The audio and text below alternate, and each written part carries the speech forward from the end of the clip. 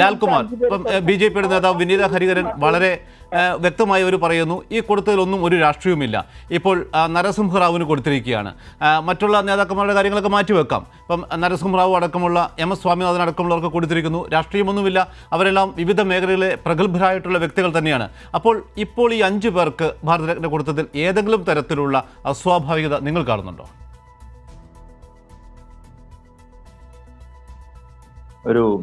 It's a complicated question to answer.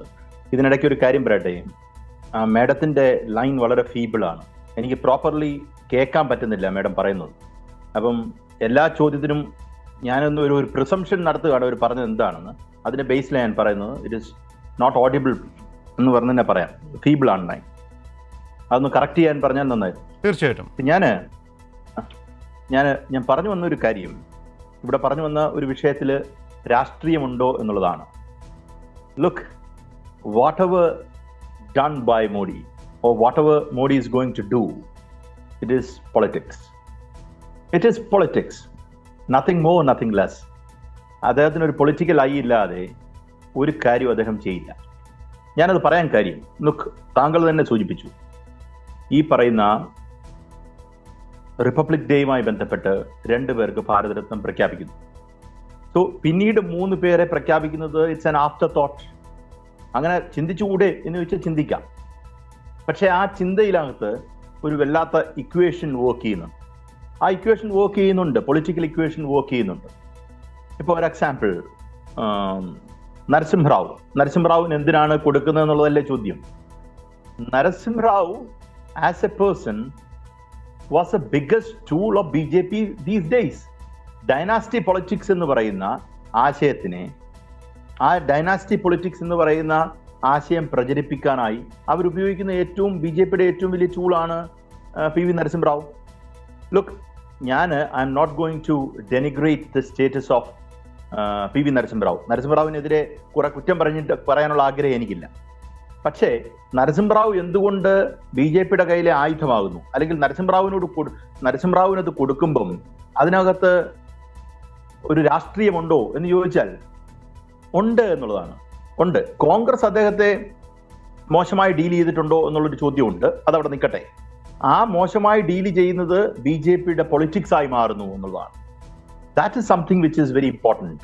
That means if the Congress party is dealing with you in an improper, impertinent manner, we are here to support you എന്ന് പറയുന്ന ഒരു ആശയം അതിനകത്ത് കിടപ്പുണ്ട്. അതാണ് ആദ്യത്തെ കാര്യം. അതിനകത്ത് ഒരു സംശയമില്ല, അതിനകത്ത് ഉണ്ടെന്ന് തന്നെ ഞാൻ കരുതുന്നു. ഡൈനാസ്റ്റി പൊളിറ്റിക്സുമായി ബന്ധപ്പെട്ട ഒരു സ്റ്റേറ്റ്മെന്റ് അദ്ദേഹം പ്രൈം മിനിസ്റ്റർ കഴിഞ്ഞ ദിവസം തന്നെ പറഞ്ഞുള്ളൂ.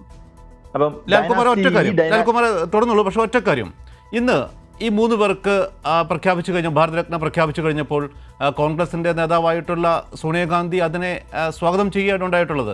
അപ്പം നരസിംഹറാവുവിൻ്റെ കാര്യത്തിലായാലും ചരൺ സിംഗിൻ്റെ കാര്യത്തിലായാലും MS സ്വാമിനാഥൻ്റെ കാര്യത്തിലായാലും അവർക്ക് സ്വാഗതം ചെയ്യേണ്ടി വരുന്നു.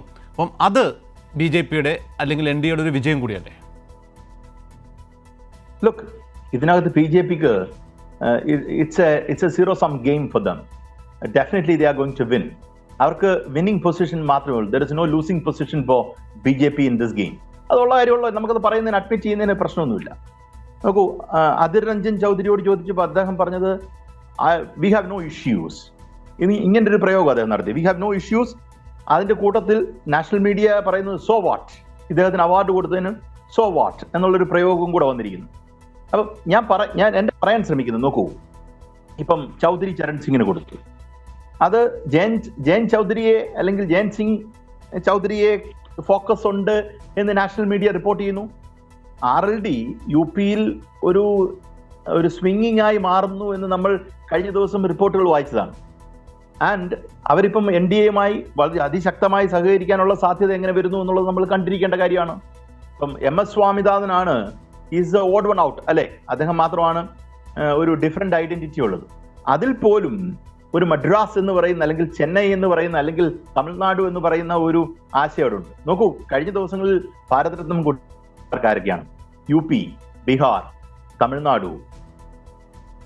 നരസിംഹറാവുവിന്റെ വരുമ്പം against dynasty politics plus Andhra Pradesh. ഇങ്ങനൊരു ആസ്പെക്ട് കൂടെ അതിനകത്തുണ്ട്. അപ്പൊ ഇതിനകത്ത് മൾട്ടിപ്പിൾ ആസ്പെക്ട്സ് കടന്നു വന്നിട്ടുണ്ടോ എന്നുള്ളത് ചോദ്യം വളരെ കറക്റ്റാണ്. പിന്നെ കഴിഞ്ഞ ദിവസം ഞാൻ Manishankar Iyer the senior Congress leader, അദ്ദേഹം കഴിഞ്ഞ ദിവസം ഒരു ഡിബേറ്റിൽ പങ്കെടുക്കുമ്പോൾ ഒരു ഇന്റർവ്യൂവിനകത്ത് അദ്ദേഹം പറയുന്നു, who is the first BJP prime minister എന്നൊരു ചോദ്യം ചോദിക്കുമ്പോൾ the first BJP prime minister is Narasimha Rao എന്ന് അദ്ദേഹം പറയുന്നുണ്ട്. അപ്പൊ BJPയോട് അത്രയും അടുത്ത് നിൽക്കുന്ന, അല്ലെങ്കിൽ BJPയുടെ ആശയത്തോട് അത്രയും അടുത്ത് നിൽക്കുന്ന ഒരാൾ തന്നെ ആയിരുന്നു നരസിംഹറാവു, അതിന് സംശയിക്കേണ്ട കാര്യമില്ല. പക്ഷേ let us leave that aspect aside. കാര്യം അദ്ദേഹം ഈ പറയുന്ന പോലെ ഒരു ഡിപ്പാർട്ടഡ് സോളാണ്. അദ്ദേഹത്തെ കുറിച്ച് ഇപ്പം ഇവിടുന്ന് ഇങ്ങനെ ഒരു അച്ചീവ്മെന്റിന്റെ സമയത്ത് നമ്മളൊരു മോശം പറയണ്ട. അദ്ദേഹത്തിനെ കുറിച്ച് ഒരു പൊളിറ്റിക്സ് പറയുകയാണെങ്കിൽ നമുക്കൊരു മോശം പറയാനുള്ള ഒരു സ്കോപ്പ് ഉണ്ട്. പക്ഷെ ഞാൻ പറഞ്ഞത് പ്രൈം മിനിസ്റ്ററിന്റെ ഇന്നത്തെ ഈ കാര്യം വളരെ കാലിബ്രേറ്റ് ചെയ്ത് വളരെ തോട്ട്ഫുൾ ആയിട്ട് തന്നെയാണ് അദ്ദേഹം കാര്യങ്ങൾ മുന്നോട്ട് വെച്ചിരിക്കുന്നത്. അതിനകത്ത് ഒരു സംശയവും വേണ്ട. ശരി ലാൽകുമാർ, ഞാൻ താങ്കൾക്ക് തിരിച്ചു വരാം. BJP നടത്തുന്ന അല്ലെങ്കിൽ ഇന്ന് പ്രഖ്യാപിക്കപ്പെട്ട 3 പേർക്ക് ഭാരതരത്ന നൽകുന്നതിലൂടെ NDA മുന്നോട്ട് വെക്കുന്ന ചില ആശയങ്ങൾ അല്ലെങ്കിൽ ചില മുന്നറിയിപ്പുകളുണ്ട്.